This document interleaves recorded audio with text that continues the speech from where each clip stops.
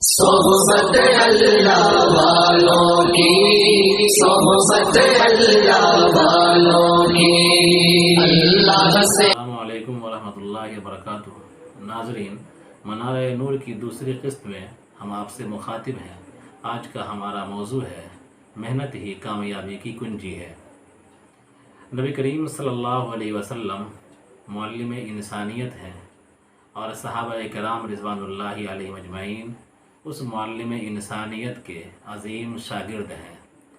نبی کریم صلی اللہ علیہ وسلم نے بحیثیت استاذ اور صحابہ کرام رضوان اللہ علیہ اجمعین نے بحیثیت شاگرد دین حاصل کرنے کے لیے، علم خداوندی سے آراستہ کرنے اور ہونے کے لیے کتنی محنتیں، کتنی مشقتیں اٹھائیں۔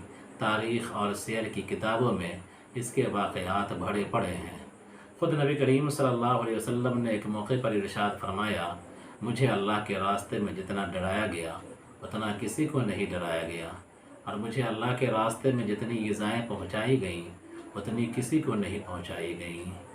عربی کا ایک شاعر کہتا ہے، بقدر القد تکتسب المعالی ومن طلب العلا سہر اللیالی، کہ انسان کو محنت اور مشقت کے بقدر بلند مقام حاصل ہوتا ہے، اور جو کوئی بلندی کا طلبگار ہوتا ہے اسے چاہیے کہ وہ راتوں کو جاگے۔ اسی طرح اردو کا ایک شاعر کہتا ہے، مٹا دو اپنی ہستی کو اگر کچھ مرتبہ چاہو، کہ دانہ خاک میں مل کر گل و گلزار ہوتا ہے، کہ آدمی کو کچھ پانے کے لیے کھونا پڑتا ہے، محنت اور مشقت اٹھانی پڑتی ہے۔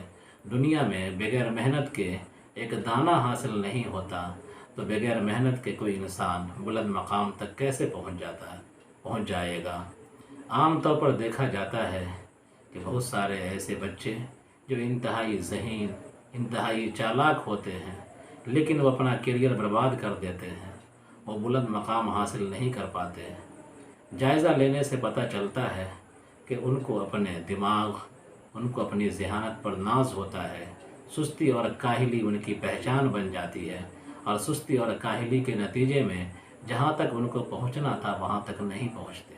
لیکن ایک آدمی جو نسبتاً دوسروں کے مقابلے میں کم ذہین ہوتا ہے، لیکن محنت اور مشقت کے ساتھ وہ اپنے مشن میں لگا رہتا ہے، اس راہ کے کانٹوں کو چنتا ہے، خاردار وادیوں کا سفر کرتا ہے اور انتھک محنت کرتا ہے، تو دیر سویر نتیجہ اس کے سامنے ہوتا ہے، وہ اپنے منزل مقصود کو پا لیتا ہے۔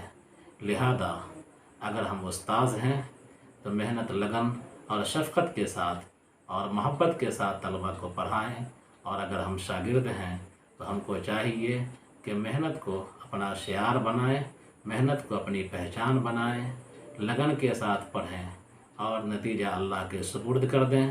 اگر ہم محنت اور مشقت کے ساتھ اور جہد مسلسل کے ساتھ علم دین کو حاصل کریں گے تو بلند مقام ہمارا منتظر رہے گا۔ اللہ تعالی ہم سب کو کہنے سننے سے زیادہ عمل کی توفیق عطا فرمائے۔